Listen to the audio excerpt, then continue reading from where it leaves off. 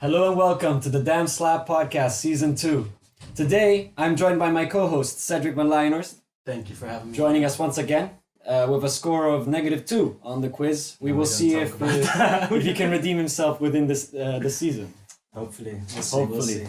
Today, however, we have a very wonderful guest, one that has been anticipated for quite a while by the whole team. I'm very proud to announce Yasmin Wilnis. Well, how do I pronounce your surname first of all? Because he said it in the Dutch version, and then I was like, is it a Dutch version? How do you say your Wilnis. name? Is it Wilnis? Wilnis. So you were right. Yeah, Wilnis. I said Wilnis. I thought you said Williams almost. No. Williams would have gone way that would've too gone- far Yeah, off. well, you can pronounce it like the Dutch way. So Wilnis. Wilnis. Wilnis. Yeah. Wilnis. But so, are you originally from the Netherlands? Well, I'm first generation. So my parents are actually my mum is from Indonesia, from Java, and my dad is from Suriname.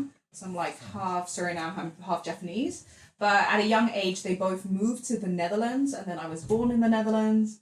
Then I lived abroad, they came back to the Netherlands, then I lived abroad again, and now I'm back in the Netherlands again. That's I mean, but how is it traveling around and moving so often during a period like growing up? Yeah.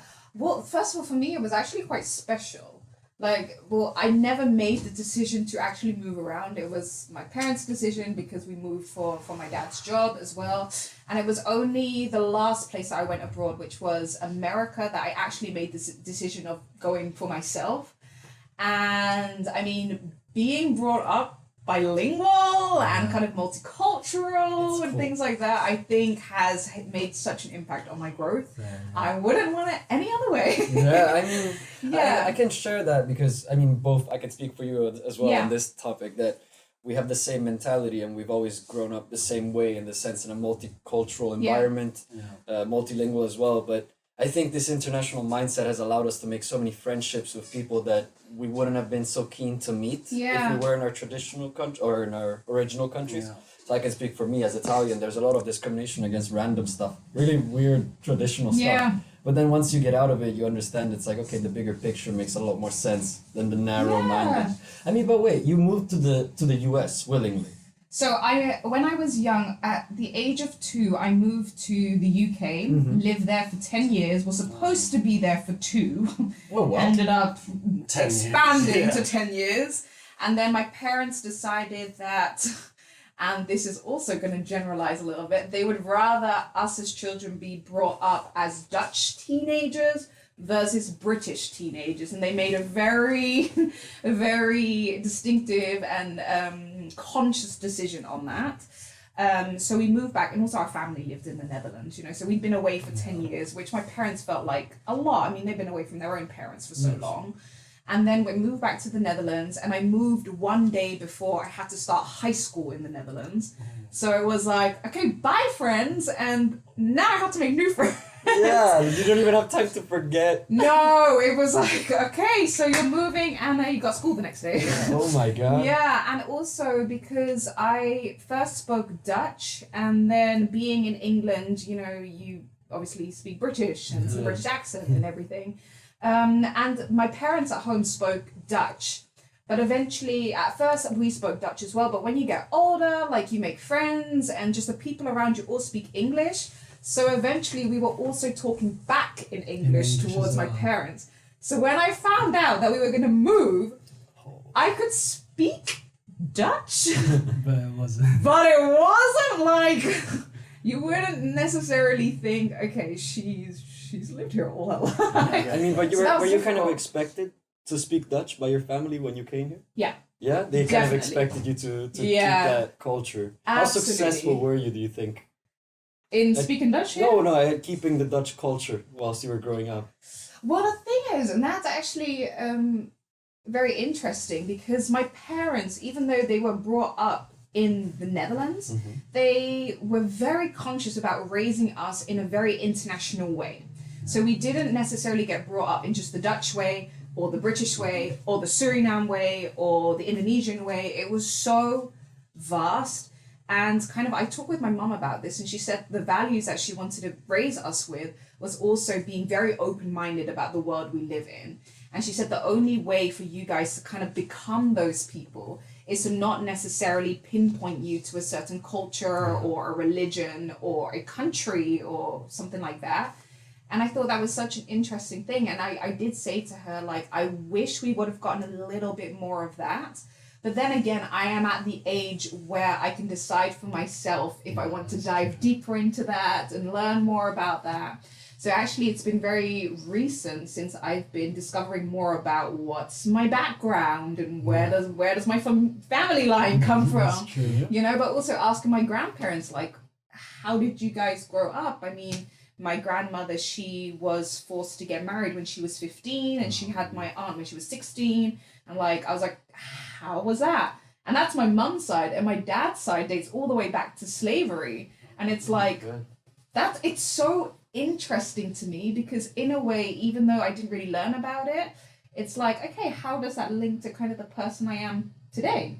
Yeah. So now being that age, I like to kind of take things into my own hands. I'm still a very international being, but I get to decide now to really discover more about where I come from and how does that influence the person that I am today.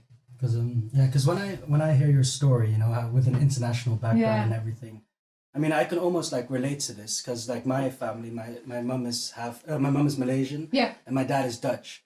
But I was brought up internationally. But because of the fact that I was brought up so international, for example, I don't speak Malay, or like the culture, I'm not really aware of it, you know. And then the Dutch culture I am, because I lived there all my life, like not all my life, but I've lived here.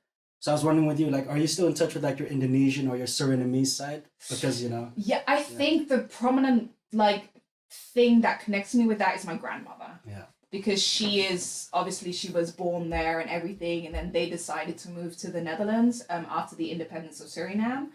But so she really speaks the language, you know, she cooks the food, you know, and I learn a lot from her, and I can speak certain words. But I can't speak Suriname, and I mean, Indonesia has like 700 languages. So I can't speak any like Japanese or whatever. I would like to, but then again, a lot of me inside of me is like, but do I really want to do it for myself, or do I want to do it kind of for my grandparents? Like, if I choose for myself, I'm like, well, I want to learn Spanish and French, you know. But in a way, it's like I do want to hold on, even if it's not the language. I want to hold on to some parts of the culture. One of the things is especially the cooking, because it's like I can imagine like even Malaysian food or cuisine, Italian food. It's like no one will do it the way that your grandparents do it. That's true. And I'm like, I want to learn that for my children later.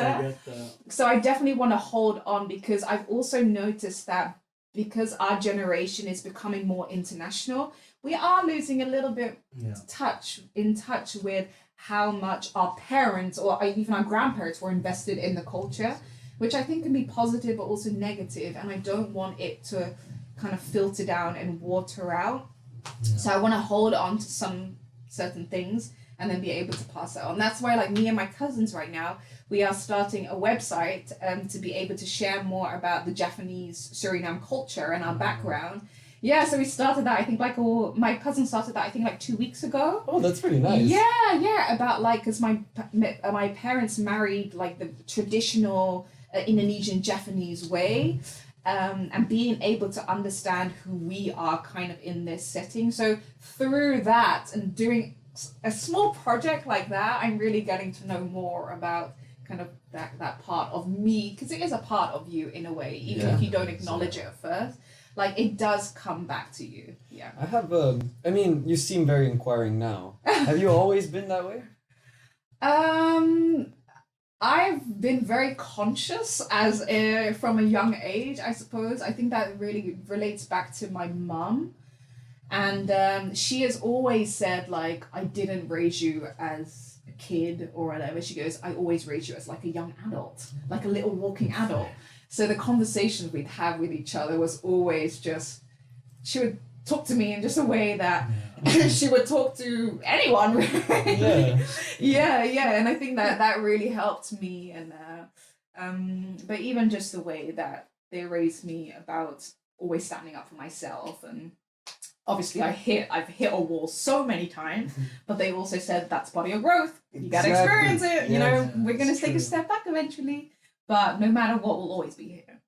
And I think that's that part has helped me out a lot from a young age. Yeah. Damn. I mean, were you one of those children that succeeded immediately in school? Because you do seem to be an outgoing person. You know? Well, let's just say I wasn't a star student, but I wasn't a bad student. Like, I was normal, but I exceeded. Okay, I exceeded in sports. So in the things that I loved. So I loved school as well, but it wasn't necessary. I'm not a results-driven person. So I didn't go after like the high grades. I was like, well, normal grades, you know, like fine. That's what you know, as long as I can do other stuff. Exactly. Yeah. I was like, I want to do the other stuff, you know, I want to play the sports, and that's where I kind of I pick things up quickly and I learn pretty quickly, but only if I want to. So the things that like you're forced to learn, I'm like, okay, I have to do it in the moment, and then when it's done, okay, I want to do that now. Was that kind of the moving process? Did you see it the same way? As though, okay, I'll pick it up, I'll do it if I have to. Yeah. But did you really want to move? Well, like. Yeah, from the UK to NL. No. Oh. Did you adapt in the way that you made it seem as though you? First of all, I was like, this is all your fault, because I didn't make the decision. I was like, well, first of all, I didn't make the decision to come here, but like I was 2 years old, so I didn't really know what was happening. But then when they made the decision to go back, I was like, this is going to be the worst decision ever. I built my life here. Like, I was 11. I built my life here. Yeah, exactly. Come on, what are you doing? Like, I cried. Yeah. Because when you're young, you look at things in a different way, like school and friends and the things around you. That was my life. Whereas my parents were thinking about the future. They were like, we can already see what's going to happen if we stay here, and we want to give you a different life, you know. But yeah, as a young kid, no, I was mad. I was so mad at them. And now I'm like, man, I'm so grateful you guys sent us back to the Netherlands. Like, thank you so much. Because in that and in those lessons, you learn to find yourself again, you know. And I've had kind of a hard time with, especially in the Netherlands, with finding my identity. Because I always felt like the real me was the one speaking English, just because like the vocabulary is so big. I can use so many different words. And in Dutch, it's just so limited. In Dutch you have, so for the word the in English, in Dutch you have the and het. Yeah. And still I'm like, I stutter. You still mix them up. You know, I say, and that really impacts my own confidence in my own identity of who I am as a Dutch individual. So for that, it's been kind of difficult finding my way here, but it's been a fun journey. Kind of coming back and knowing, okay, that's the person I am in England, but there are elements that I can take now to being who I am. And even like going to the US, I was a completely different person. I was about to ask. Because in America, they were like, hi, how you doing? And I'm like, oh, I'm really great. Thank you. Thanks for asking. And then they like turn away. And I was like, oh, I thought we were friends. Did they ever make a remark like that? Oh, you sound so British. Yeah, all the time. Yeah. Well, I was saying things like rubbish bin, and they were like, no, that's a trash can. Rubbish bin. Or like aluminium foil, and they were like, aluminum. See, it's America's. This is aluminum. No, it's aluminium. Yeah. No, I know it's aluminium. I write it aluminium. In Italian, I pronounce it like that. And then when I read it, I'm like, aluminum sounds good. Yeah, I'll take that. It sounds good. Aluminum. Yeah. It sounds like you're so intellectually capable. Like, oh wow, aluminum. Oof, such a cultured man. But it's such a different culture. Oh, America, and everything's just so big. Like the roads are big, and there's so much space as well. Even just like mentally, there's so much space to grow. And whereas in the Netherlands, the differences I've had was the British are very polite and very taken aback. You know, it's like, we don't really want the confrontation, and we're going to be very polite about it. I don't want to insult you, but then you don't really go for the confrontation. In Dutch, it's like, okay, I'm going to be real direct with you. I really didn't like what you were doing. True. Yeah. So I had to get used to that. I was like, why are all these people so direct to me? Yeah. You know, because all I knew was my family. I didn't know like other people around. And then in America, it's like, I'm going to be as nice as possible to you, but there may be a different intention that I have in my mind.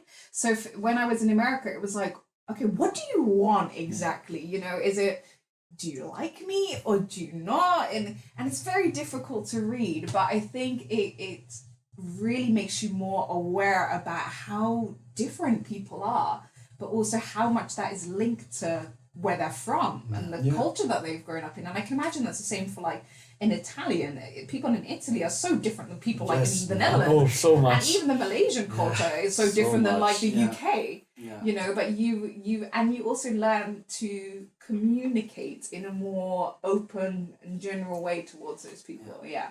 So how many different like times did you move, and how many like cultures were you exposed to actually? So UK, Netherlands, and the US. Yeah. And, so those are the 3 countries I lived in. And did you see that by time, like as you grew older, was it like easier to be able to integrate into the environment, or like? I think with every single move, it got easier, I suppose. It's been harder when you come back. So when I went to the US, I was like, everything's new here. This is so amazing. Oh my God. Walmart. You know, Walmart, Target. That's so big. Yeah, but even like going to a football game, I was like, obviously I've been brought up in football stadiums, as in the British sense. Yes, yeah. And then there I went to an American football and I was like, what the heck is going on? Wrong sport. It's like, yeah. That's true. They were like, football. I'm like, no. And that's soccer. That's soccer. Which makes less sense because football, soccer. No, but that's also football. So, you know, but it was when I came back, because every single time I come back, I had to adjust to being another person when I was back. So I was like, when you're in America, you experience new things. I was 17 when I went to America. I went without my parents and I just lived in a host family and went to the high school there. But it was only when I came back and everything was the same.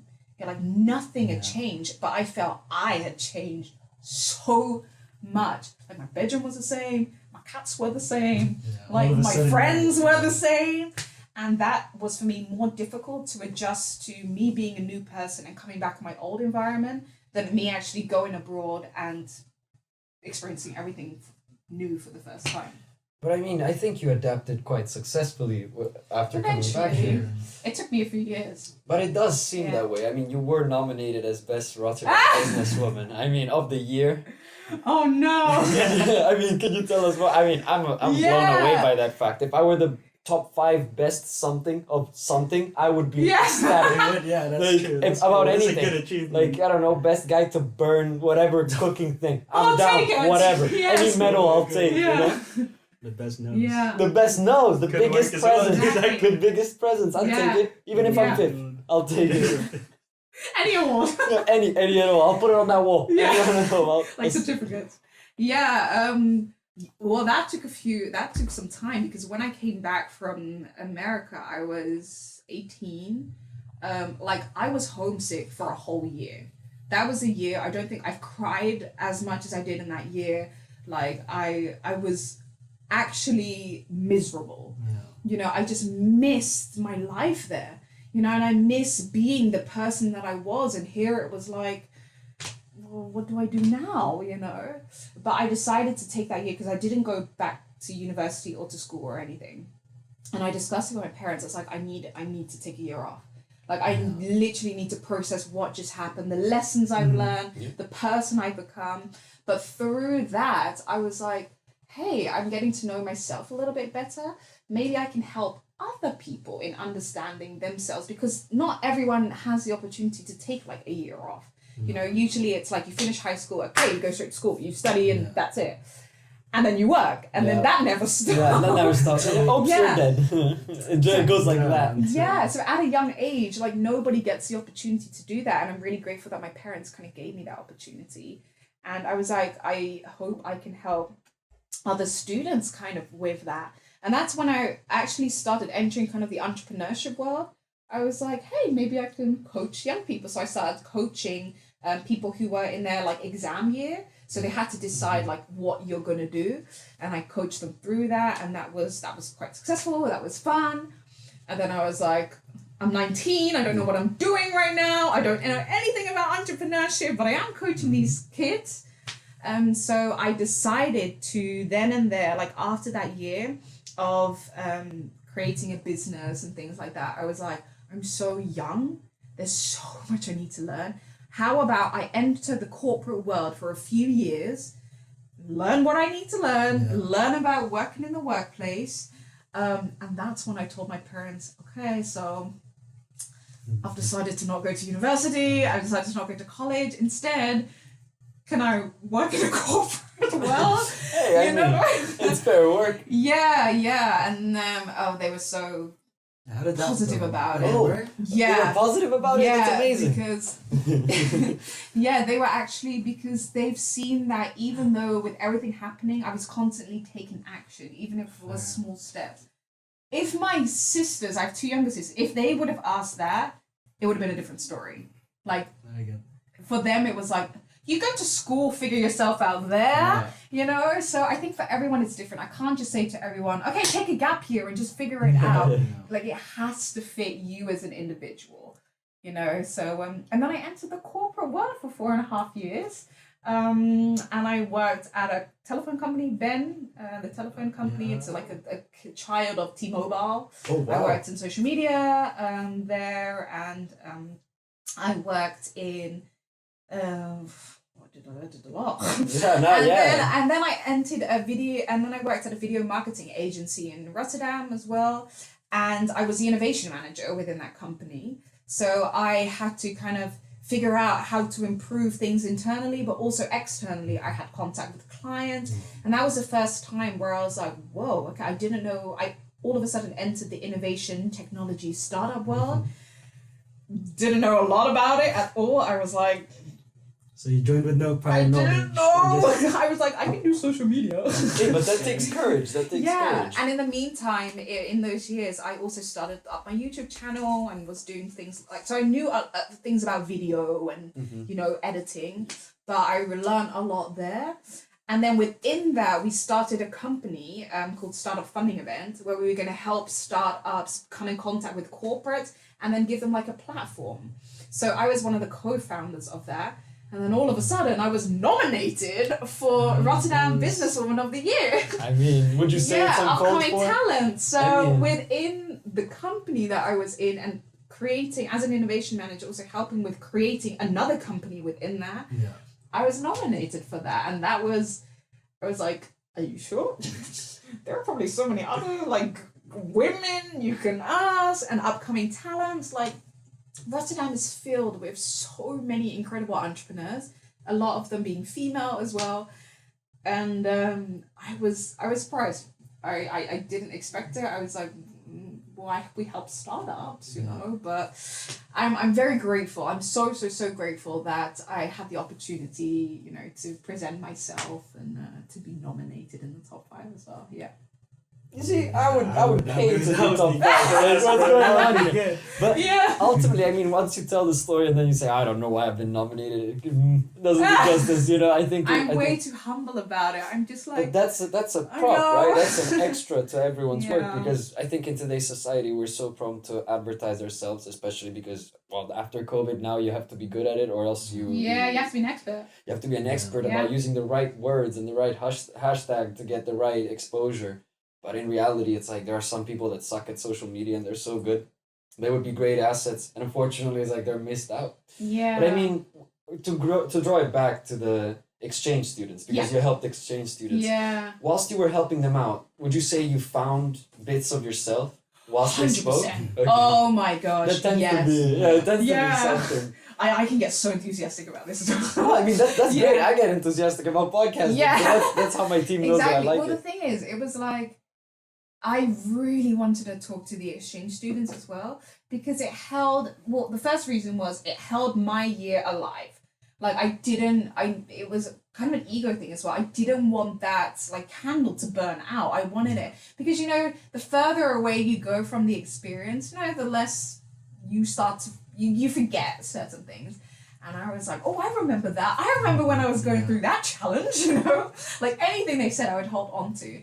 But I also realized like how much more important an exchange or even being an international student is becoming for students, and how many more international students there are. Like back when my mom wanted to do an exchange year, the same as I did, but my grandparents were like, you are not. And it was like in the 80s or something. You know, they're like, you're not going abroad. Are you crazy? Yeah.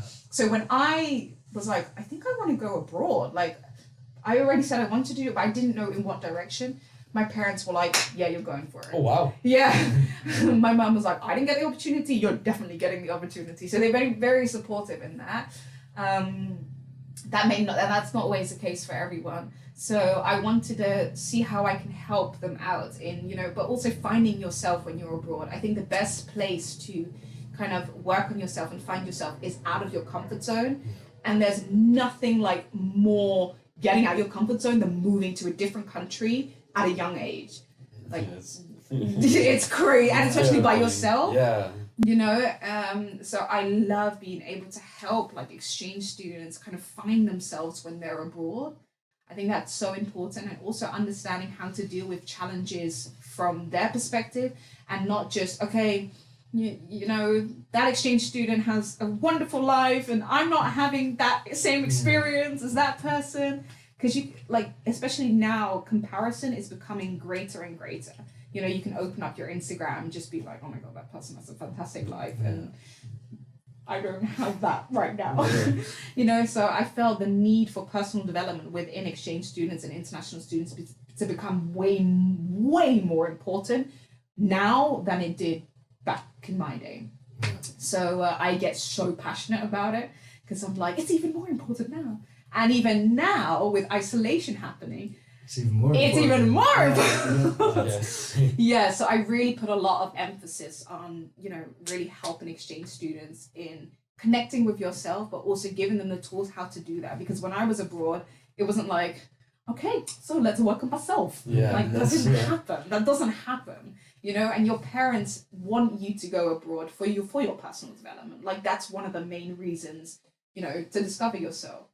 So, I get very, very passionate about helping the students out because it is really important for their mental health and for their growth. Yeah. Well, how was the exchange year for you? Because obviously you started this and you're here helping other people. Yeah. But does that mean you had some difficulties during your exchange year as well? Oh my God, yeah.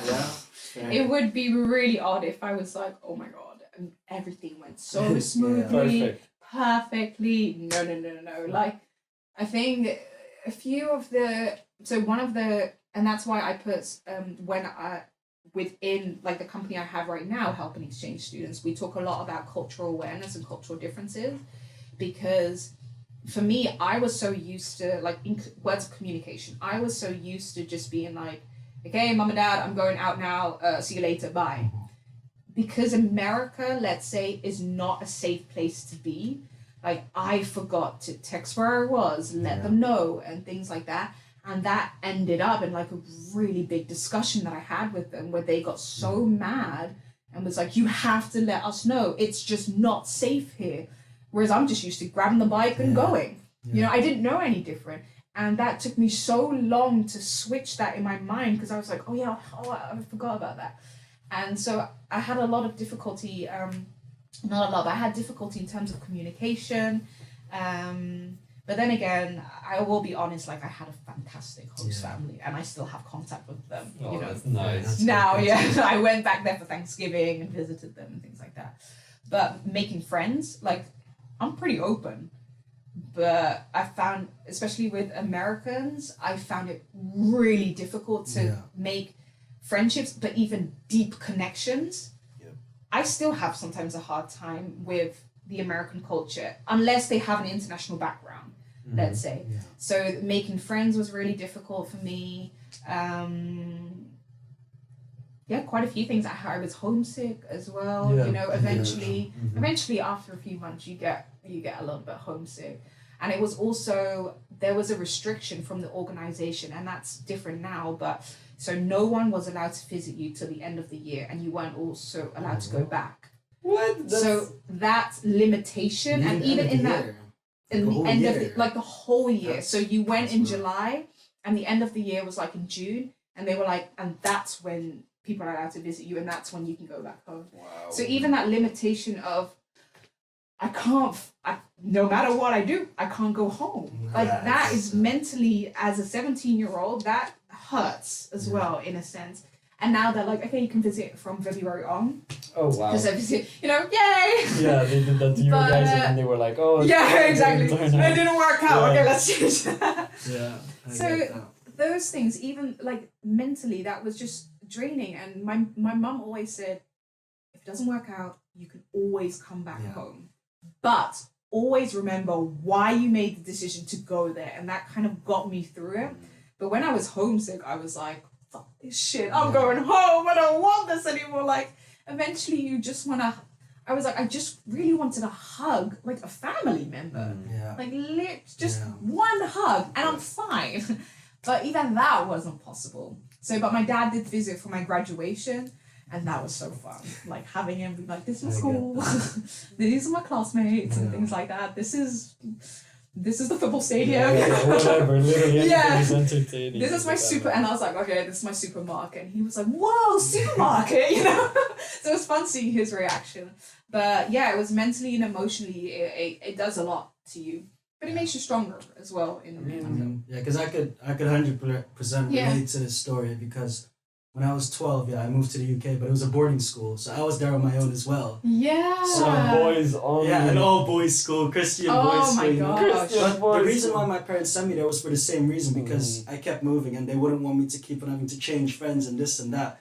So they were like, you're gonna go to a boarding school, but at the age of 12, all alone in the UK all of a sudden, I could definitely relate to what you're saying, because the only way I could contact my family was through calling. I would only have to call them every night. But as a 12-year-old, when I was new there, the first month I would say was rough. It was homesick a lot, and the only way I could contact them was calling them FaceTime.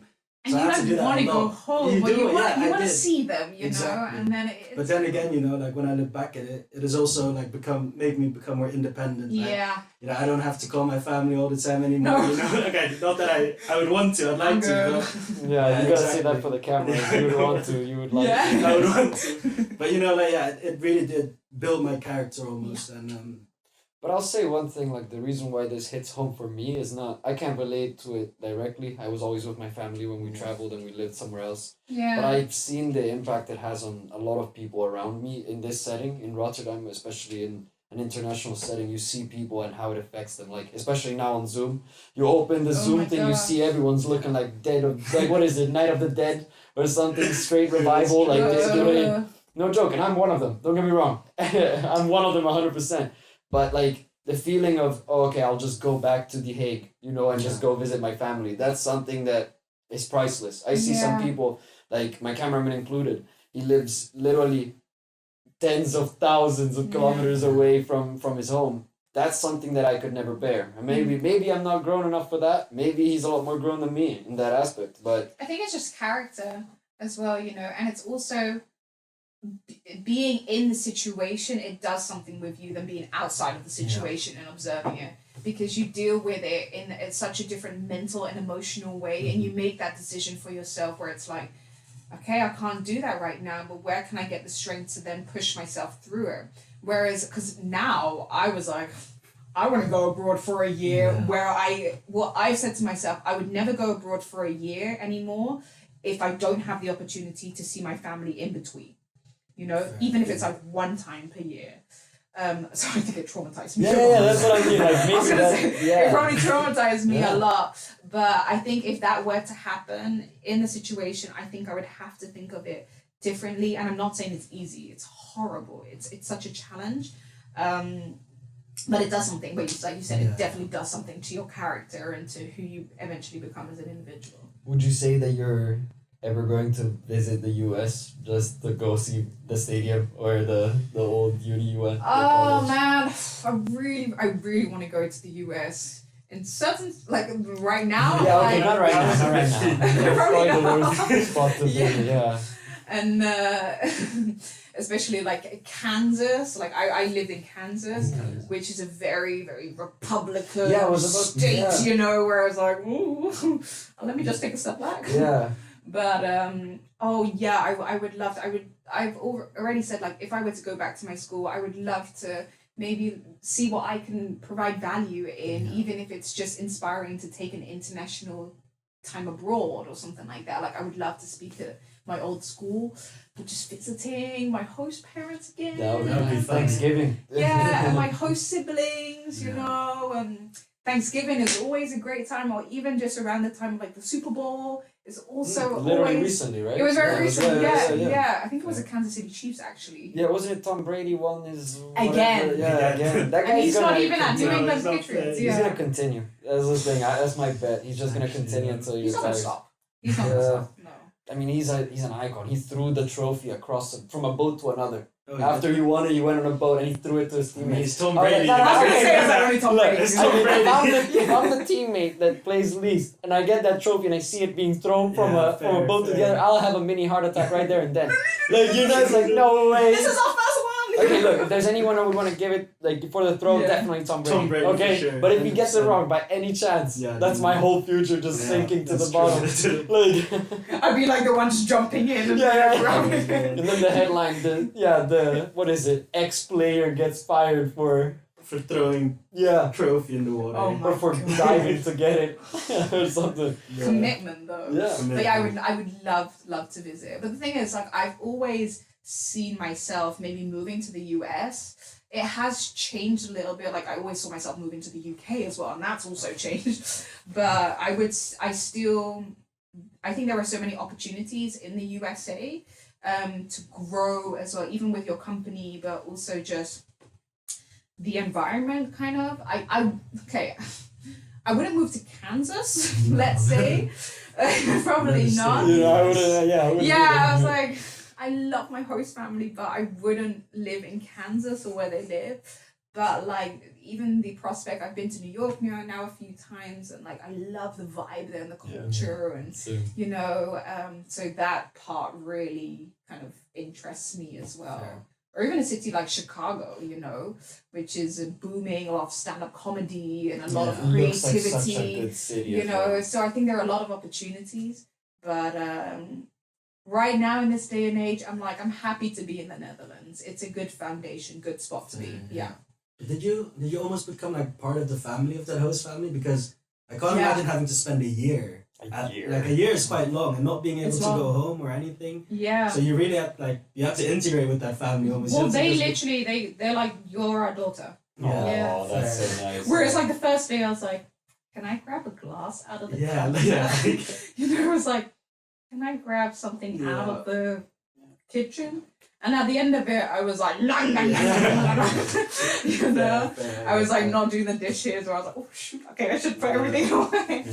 So it has to happen, because otherwise you're going to be walking on eggshells and you're going to have a horrible year. That's true. You know, but they embrace me so much, like, and the best part is, like, they have a good relationship with my parents. Oh, so that's... Yeah, so my host dad and my dad, because they're, like, football fanatics, or, like, talking about football all the time. Which football? Yeah, is it soccer? Soccer. Okay. Yeah.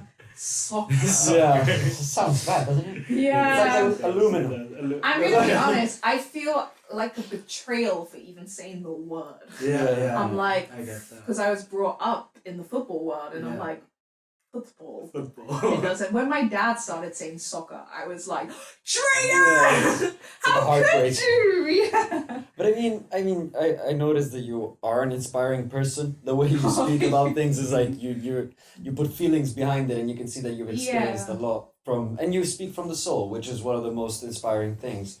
And I mean, there's only one place that comes to mind when people want to be inspiring, and that's probably TED Talks. Right? I mean, that's what I would assume. And so I've noticed you had an experience with TedX. Yeah. Oh, that's so lovely.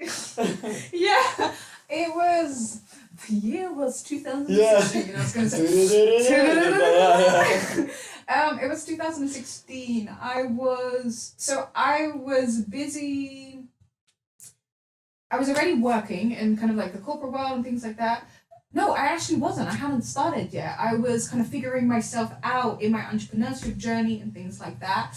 And it was actually, I was starting to meet people in the entrepreneurship world, through events like Venture Cafe and that are very open to connecting people, but it was all like so new to me. And then I saw, so one of the things that I was doing at the time is I was creating YouTube videos and about personal development, helping yourself, especially for the youth. So that was a big thing. And my mission has always been, and that's going to sound really deep, but my motto is to create a conscious generation of leaders. Fair.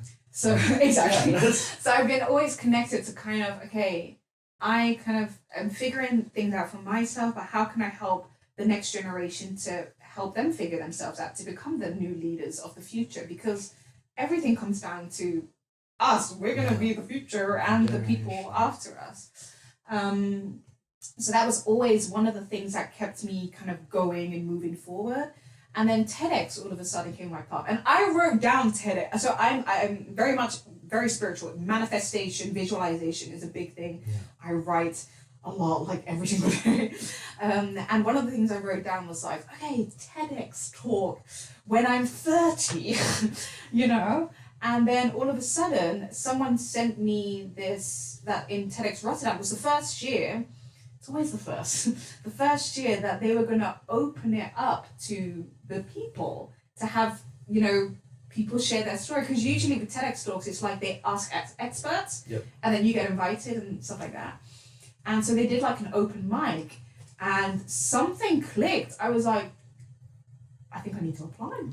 I think I should just go for it. I don't really know what I'm doing, but I should think. So that I saw TEDx, but about, I think it was a month before the TEDx announcement, and this is going to sound so odd, I was hoovering, or vacuuming, hoovering. Both. Very British. Yeah, hoovering. I was because those in like, over time, I was literally every single day asking myself, why am I here? Why am I here? What? And that's a very deep question to ask yourself. Yeah.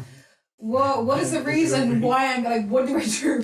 And I was just hoovering, why am I here? Why am I here? You know?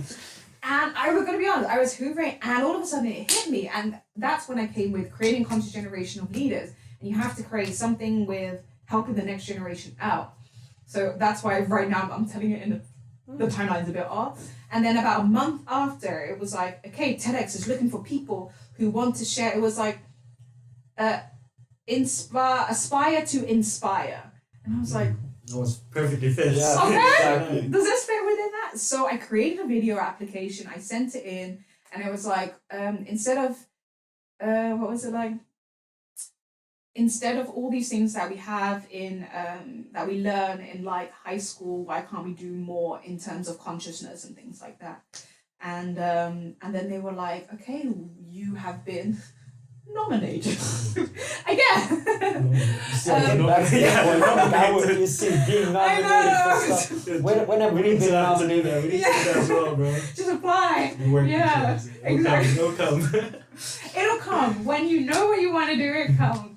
And then I got chosen. So they had like quite a few applications, and I was chosen in I think the top 20. And then they were like, and everyone had a different idea of inspiration, you know. And then I had to give a 5-minute pitch, and it was like, imagine if there was a school where instead of A's and B's, we focus on I's and me's, where we learn from real life lessons instead of maths, geography, and biology lessons, or something like that, where it was something along the lines of that, because I've always said, and that's how I kind of closed it up, I've always said, and that's also my motto, it's not about creating a better world for the people, it's about creating better people for the world. Ooh. And I believe in that, and I have that on my website, and I believe in that so strongly. I'm going to be honest, I heard Ashton Kutcher say that on Ellen, and I was like, you're right. He was talking about his kid, and I was like, oh my God, it clicked, that's it. Yeah. So, and then I did the pitch, and you could there were judges that had to pick you, or the audience could vote. And I got voted by the audience. Wow, that's like the that's what you want, yeah. I was like, oh my God, that's amazing. I'd rather have that. Yeah. And then at TEDx, so I gave a TEDx talk there 5 minutes, and then I spoke at TEDx Women. So that was actually a coincidence. There's a TEDx Women. There's a TEDx Women, yes. Yes, Wow. specific for female speakers. Then, and that was. I don't know if that's great or it's kind of weird. Wait, because TEDx is supposed to be inclusive for everybody, right? Well, there's like the TEDx General, there's TEDx Women, there's TEDx Technology, there's TEDx. I think there's so many different ones. Categories. Okay. And I think what they think is women still kind of get underrepresented, so there was a TEDx Women. Okay. So there's a whole segment. Okay. There's a whole that makes- segment, that yeah. makes- no, I thought it was like, okay, here we have TEDx and then the TEDx. No, I was like, they that's were kind of like- they weird. were isn't it? different Yeah. ones, Okay, good. Because it sounds weird said like It's that. like, okay, we just have one female. Yeah. Okay. The other players. It's like- Yeah, exactly. So, and then I could give a 50-minute talk, and that's where I really talked about creating a conscious generation of leaders and about my big dream and I've written it down somewhere where it's like 2028, I want to open up my own personal development school where students can come for a year, work on themselves, and then decide what decision they want to take. So basically what I did in coaching, but like a whole school for it. Yeah. So that's my big dream, and I kind of shared that on there. And that went wild. That was great. And that was the first time I connected with it. But I didn't take action on it. It's actually, 2020 was the year. So that was 2016. 2020 was the year that I decided to take action. Because I needed those 4 years in the corporate world, discovering how to be an entrepreneur. Yeah. And in Exactly. 2020, I decided to start it. Yeah. Fair. I mean, because I think we're all familiar with TED Talks. And Yeah. we've all watched Yeah. TED Talks. But not all of us have had the honor to be able to present, Yeah. you know? So how was that for? Was it nerve-wracking? Did you have a crowd? Yeah, how was that? Yeah. Oh my God. I think the That's first the big one. pressure for me. Like, I hey, crowd. know. It was like every time it was like a few hundred people, and it was like, you know, where usually in school you have to do like lectures or something like that. Well, I obviously didn't go to university, so I missed that whole part, and I had to just present, you know. I get that. But because I think doing a lot of sports kind of helped me in dealing with pressure situations. You know, like with rugby as well. Yeah. You have to deal with the Yeah. pressure of the Yeah. team and, you know, the That's people true. around you. So you deal with it in a different way. And I Yeah. try to get elements from that. But I was nervous. Like, I'm not I going can to imagine. even I just... can imagine. Still, if I have to talk or just share something, I'm just like, Yeah, hi! with to be honest, I have to say, like, the sport thing, I do agree with, because you guys got second place in the tournament. And you had, or first, what was it? But you had to give a speech at the end of it. And he got a letter at home afterwards that was like, you have gone beyond any expectation of students. No way! Yeah, but you know what he did? Yeah, no, because the way you're going to say is like, oh, you know, I said the man, you know. Humble, yeah. humble, yeah. Yeah, but you know, what he said was, he just went over and he was like, yeah, you guys did great. It was such a pleasure to play with you and everyone. Thank you for the Did you hosting speak from thing." the heart, though? Yes. Yeah. Yes, I did. Yeah. Acting 101, so they say. But like, I mean, yeah, you're right. Like, because of that situation, Yeah. you didn't have anything prepared, and they were just like, No, hey, here's a mic, yeah. say a few words, and you Yeah, and you it's did, true. and you had no experience in any Yeah. media production or any speaking No. You environment. don't have to. And I believe that if you really love something, you know, you're going to speak it from the heart. That's fair. You That's don't. true. Okay, obviously I prepared my TEDx talk a bit. I'm not gonna lie. But like, if you didn't, yeah, That would be weird. I've been like, yeah, just like. hello. Because also with TEDx, it's like usually when you give a talk, you know, you're sharing it, but like with TEDx is this another level of pressure where, and like I had a whole workshop on how to give a TEDx worthy pitch, like all the speakers did, and it had to be in a certain way because when you say this and then that, that's gonna trigger people, and like it had to be a certain way. So I followed the outline a little bit, and then I was like, "What? Scrap that! I'm gonna take parts and just make it my own." And I think because I stayed close to myself in that, it fine. But when you love something, you know, like even talking about the podcast, I'm sure you guys get so enthusiastic. Like you don't have to rehearse. Too much, you know? Yeah. You don't have to rehearse what you're gonna say. You're just gonna say Yeah, it. exactly. Yeah, that's Yeah. true. I mean, you know, I was trying to teach this to Cedric that sometimes the conversations can just appear out of nowhere. Yeah. And that's the truest thing. And like the weirdest part is that if you go into something thinking it's gonna be a specific way, you're gonna be let down no matter what. Because reality is way better. Yeah. You know, it's like it's always way better. It doesn't matter how or what. It's like Yeah. it's not about how people perceive you, or it's not about how you come across. It's about who you are and how you perceive yourself. Because Yeah. ultimately, I mean, especially in this world, everyone is so, I don't know, everyone's quick to judge. That's Yeah, one thing, very but it's true. like, I mean, also in my uni class, my professor was just telling me like, okay, go on this person's Instagram and tell me what you can gather from this Instagram. I thought that was so weird because on Instagram everyone's gonna appear at their best. Like according to your Instagram, you're this athlete god of rugby, right? According to my Instagram. Yes. What about the reality? Well, when's the last time you played rugby? But I'm saying that because it's like it's untrue. You can't just go on you can't just go on Instagram and assume that you know someone because someone is so much deeper than just photos. And I mean, a TED Talk, I think it's a great way to really show people what you're about. It's one of the truer ways to really show people. It's like, okay, look, this is what I'm about. You can believe me, you can not. I don't care, but like this is who I am. And even that, it's like you only have 15 minutes. Like right now we're doing a podcast and that's going to be about an hour. Like you can dive deeper into things. Whereas with TEDx, you're still putting your best foot forward. You know, with TEDx, you rehearse what are the words you're going to say. There's a script. There's definitely a script. You know, and it's about putting and I think the best TEDx talks are the ones where you can see the personality shine through of the person. But it's a great platform to, I think, really inspire others. But that's why I'm such a big fan of podcasts because I feel you really get to know a person. You know, so what you guys are doing is just so incredible because you're showing the stories behind the people. You know, you're able to build the relationships, and I think even you guys interviewing the guests, but also us as listeners being able to listen to their story. It's a lot more. I feel it feels more authentic. Yeah. I'm happy. I'm stunned. Sorry, I haven't been complimented on the podcast, like on the podcast, in the podcast. It's mad. But I mean, so were there moments when you were preparing the script for TEDx that you were just like, I'm not sure? You know, it's like a lot of pressure. Yeah, when I started, I was like, where do I start? And then when I had a script, it was like, the thing is, when you write something and then you say it, it's like, oh my God, now. I tried. I said Wilnis, but I pronounced it Wilnes. Things like that. Like, I thought I rehearsed it for like a month and a half, and I still said that. You know. But it kills me. Like I'm still thinking about it. It's been 53 minutes and I'm still thinking about it. It's insane. But like on a TED Talk, what about that? Yeah. Were there moments when you were like practicing it at home and you were like, ugh? Yeah, absolutely. And that's why eventually I had to write it down and then say it out loud. But then you have to do that for a 15-minute talk. And that's a long time because you can write one sentence. So that can take 2 seconds to like say. And then add that to like the 15 minutes that you have and just knowing, okay, I can read it all and then approximately, like I worked out in my head, okay, like one paragraph, that's approximately like 3 minutes, okay, like that. And then when I read it out loud and I was just going, so it is a and I was like, can you breathe? Can you take a break?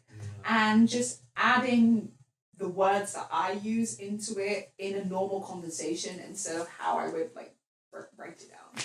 You know, you have to add a human aspect to it, and that sometimes goes with ums and so's. Yeah, that's true. You know, it can be very professional what you're saying, but it's also good to be human within that. I mean, or else it becomes like a political speech. Like, I do feel this is what I true. stand for. Sometimes people are too convinced. Like they are convinced, but like they try to portray themselves in such a manner that they come across as like. Yeah, I think it's the pressure as well that TEDx just the name is so big, but the thing is at the end of the day you're putting the pressure on yourself. Like TEDx is big, but you put the pressure on yourself. And I always said like before that talk, I just told myself we're gonna have a good time. Like that's the way I talk to myself. It's like Jazz, we're gonna have fun no matter what happens. If I stutter, if I black out, we're gonna have fun. Yeah, you know? And that's how I looked at it. There was a part where I also blacked out and I was like, breathe. And then I found it again. And I was like, and then, because I filmed it as well and it's on YouTube and I looked it back.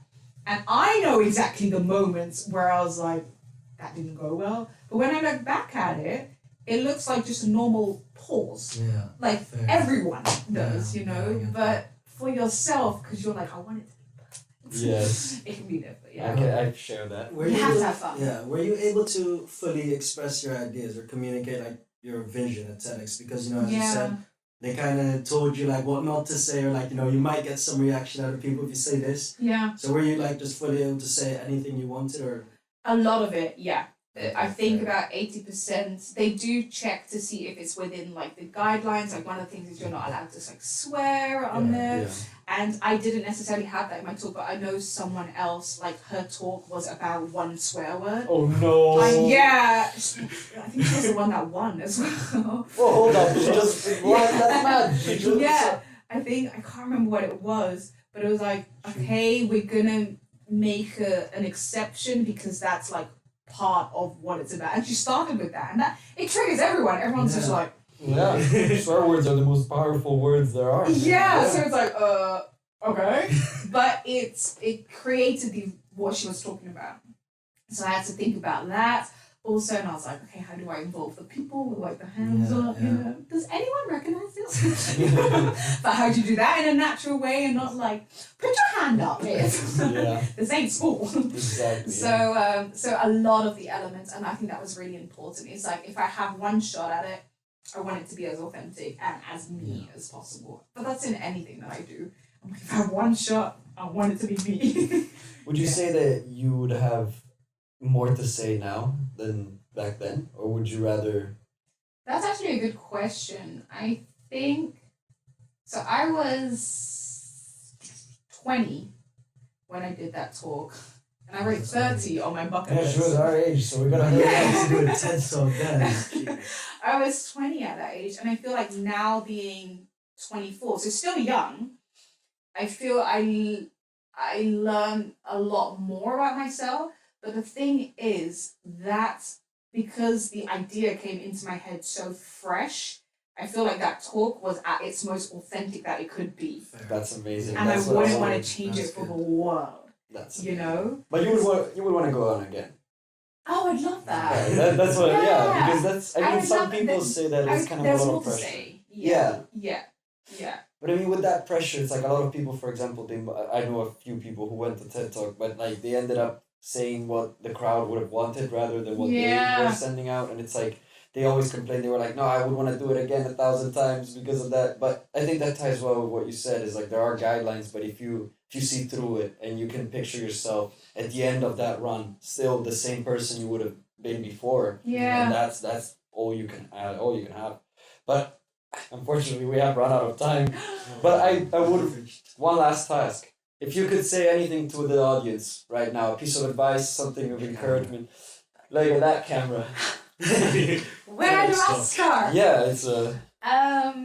I think the biggest piece, and that applies to anyone. Yeah. Oh, yeah. Whatever you I think the biggest piece of advice I could give to the listeners and to the people watching right now is to take time for yourself. I think it's really important to put yourself first no matter what, and also to never be ashamed to choose yourself. I don't think it's egotistical at all.